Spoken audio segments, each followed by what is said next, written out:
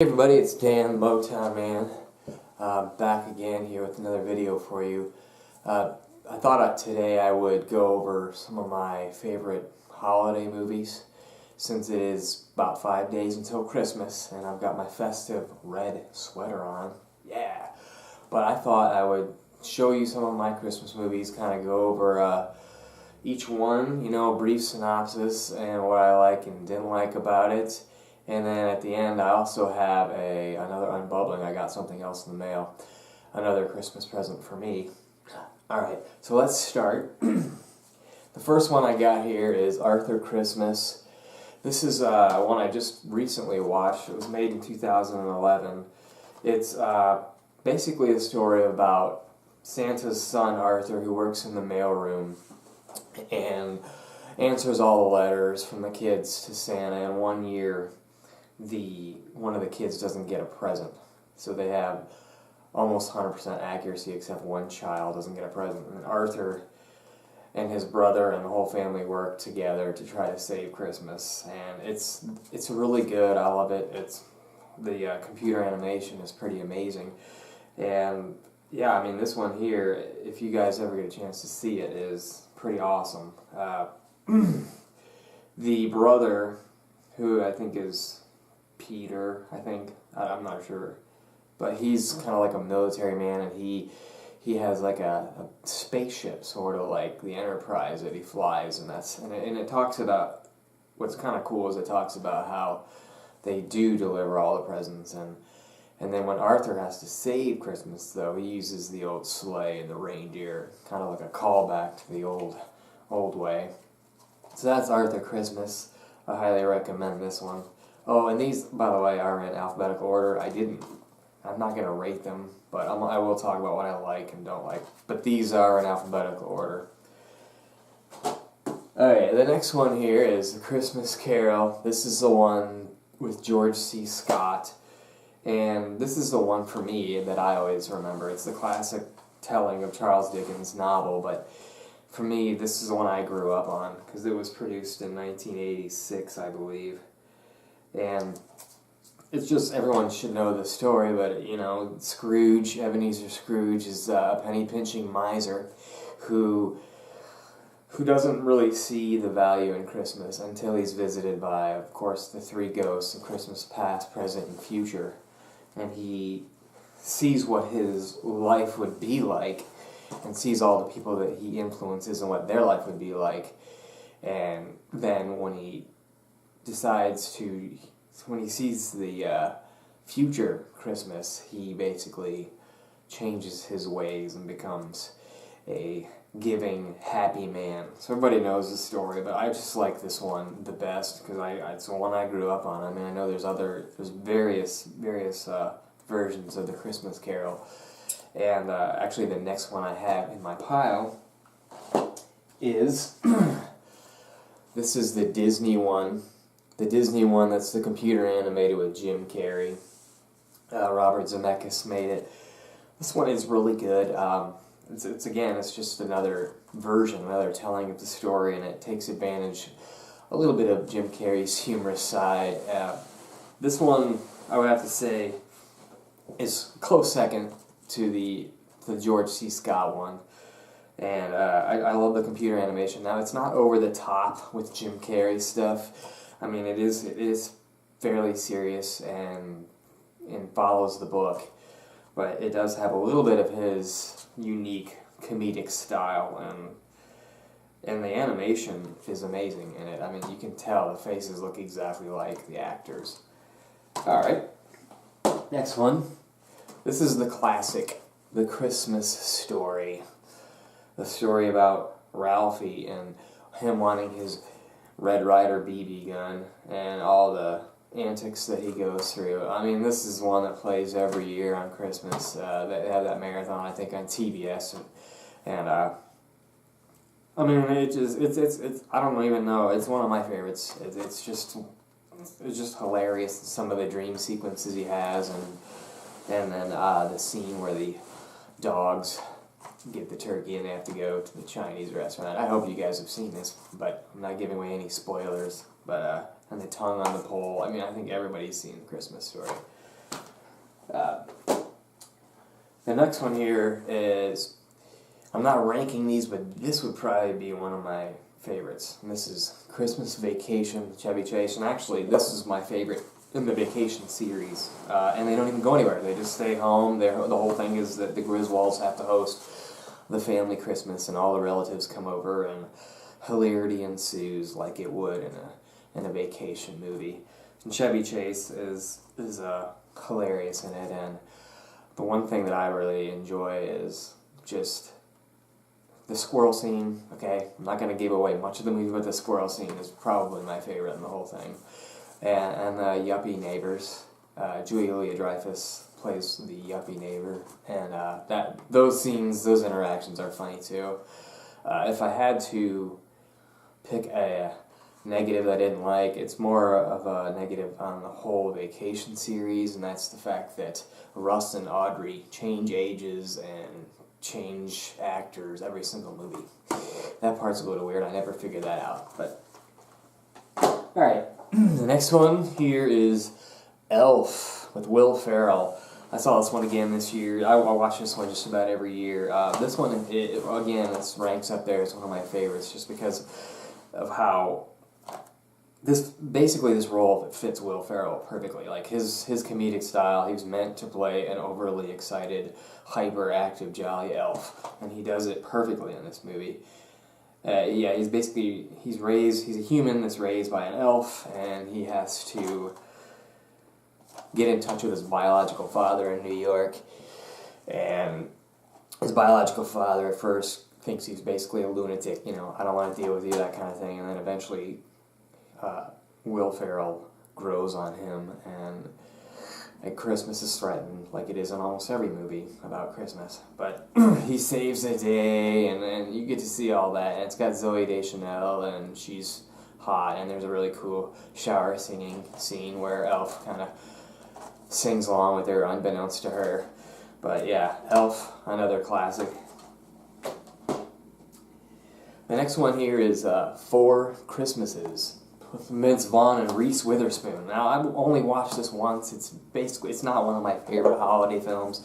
The premise behind this is Vince Vaughn and Reese Witherspoon are trying to actually avoid their family for Christmas, and they want to take a trip on a plane, and then the flight gets canceled, and they have to visit their family members, 4 different family members, and it's just about how they start to see how valuable their family is in Christmas. And it's an okay movie. I mean, I wasn't really too blown away by it. The MMA scene with Jon Favreau, that's pretty cool. Like that one. Alright. Next one here is Fred Claus. Fred Claus, another one with Vince Vaughn and Paul Giamatti. Fred plays Santa's older brother, and he's always in Santa's shadow. He's Saint Nicholas. They call him Saint, and his mom's always like, I wish you could be more like Saint Nick. And so Fred is pretty much down on Christmas, and he doesn't like it at all, and he gets himself in trouble and has to be bailed out and goes to the North Pole to do some various jobs for Saint Nick, and basically what happens after that is there's like an inspector played by I can't think of his name now. Played by, I'm looking at it here, Kevin Spacey. That's right. He plays like the accuracy inspector to make sure that everything goes without a hitch on Christmas, and he takes advantage of Fred's unspirited will towards Christmas and tries to get Santa fired, basically. And it happens, and Fred ends up having to kind of save Christmas. A lot of these have the same, we gotta save Christmas theme, and there's something going on to take down Christmas. And, it's like Christmas happens every year. I don't think we need to save it all the time, right? Alright, next one. This is How the Grinch Stole Christmas. This is another one with Jim Carrey. And this is more of his outlandish style. He's like the one person that could play a live-action Grinch and do it well, just because he's almost like Mr. Plastic with his movements and everything. And this is the classic story of the Grinch and how he tries to ruin Christmas and ends up having a large heart and then feeling bad for the city of Whoville. Everybody should know this one. This is another timeless classic. Anthony Hopkins and Jim Carrey are in it, and it's just pretty good. I mean, it's once again, I like the cartoon, like the older cartoon, better than this live action one, but you know, it is what it is. Okay, next one here, It's a Wonderful Life. This is probably one of my favorites up there, right up there with Christmas Vacation. This is the classic movie from 1940 something, I think, and this is stars Donna Reed, James Stewart, and it's a telling of George Bailey, and he works in the Bailey loan, giving houses to people, and everyone in the city knows him, and he influences everybody's life, and things are kind of down and out for him, and he decides that, you know, he's going to take his own life, and he tells this angel that's coming down to save him that that's what his plan is, and the angel's like, okay, if you don't want to be born, I'm going to show you what this city's going to be like without you, and then he sees all that, and he freaks out. That's the basic premise of it. Everybody's probably seen this one too. And it's just, to me, it's the classic. I mean, when you think Christmas movie, you think It's a Wonderful Life. Alright. Next one we have here is Nightmare Before Christmas. This is the Tim Burton Walt Disney one. And this is the story about Jack Skellington and how he has all this Christmas pride, but he's a skeleton, and the world's cross between like Halloween and Christmas. And this one was pretty good too. It's a typical Tim Burton movie. It's got the great music and great clay animation and everything in it. And I saw this a couple times. It's pretty good. You guys should definitely check this one out. I'd have to say, like the clay animation in these type of movies is one of my favorites, just because I'm not really a huge fan of CGI. I like the practical effects, and I know the clay animation takes forever to film, and you can appreciate all the hard work that goes into it, and that's why I like this one so much. The next one is The Polar Express. This is about a train that goes around on Christmas Eve, and there's dancing, and there's tea, and it's Tom Hanks is in it. This is one of the first like entirely computer animated Christmas movies. This one, this was also not really one of my favorites. I like it. It's a little slow for me, but yeah, it's not really one of the ones that I watch every year. It's probably been about 5 or 6 years since I even watched this one. Next is The Santa Claus. So this stars Tim Allen. It's another Disney. You know, I'm noticing Disney makes a lot of Christmas movies. Anyway, yeah. This one is about how Tim Allen's character kills Santa accidentally and then has to play Santa. He becomes Santa. He starts to gain all this weight, and he doesn't know what's happening, and he's talking to his doctor. He's freaking out over why he's gaining all his weight, and he embraces it at the end of the film and becomes Santa, and that's that story. That's an okay one. But the next one is the sequel, Santa Claus 2. This is more of the same. It's 10 years after, and now, in order for Tim Burton to continue being Santa, he has to find Mrs. Claus, and that's what this one's about, him trying to find Mrs. Claus. This is an okay one, not as good as the first, and neither of them are my favorites. And the last one I have is Scrooged with Bill Murray, and this is another telling of The Christmas Carol, but this is funny, and it's got all of Bill Murray's comic stylings, and this is right up there with actually like all the Christmas Carol type of stories, I guess, the ones that I have. Because this one would probably be 2, so it'd be George C. Scott, then this one, and then the computer animated one with Jim Carrey. But I just like this one just because it's Bill Murray. I mean, how can you not like Bill Murray? And this showcases his humoristic styles perfectly. And yeah, I mean, it's got the funny spin where he's actually filming. He's like a show producer, and he's actually filming the Christmas Carol, and then all the stuff happens to him where all the ghosts visit him, and he has the change of heart just like you would expect from the Christmas Carol movies. And that is all of my holiday films. And now I have an Unbubbling. This is in a bubble container, so it's not a box. It's an Unbubbling. I don't know what this is. I think I have an idea, but we're going to find out. Alright, we're cutting it open here. Cutting it open. I have a feeling I know what it is.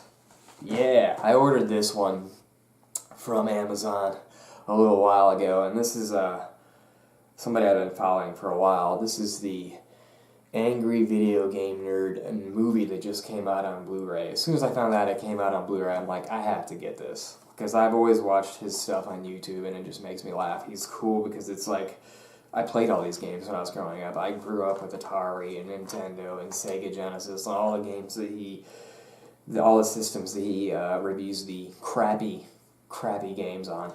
And he told a little bit about this movie as his quest to figure out what happened with the E.T.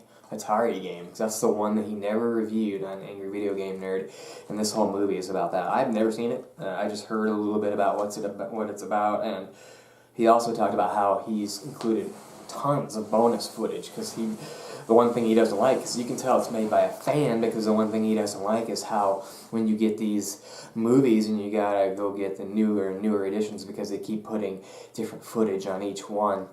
And so he put all of it on this. It's got over 10 hours of bonus content on this Blu-ray. So if you guys like Angry Video Game Nerd and you're a fan, you have to get this movie. I paid as much as I wanted to, because I knew I was going to have to get that one. So that's everything for me today. If you like this video, give it a thumbs up. If you like my channel, go ahead and subscribe. Take care, and I'll see you in the next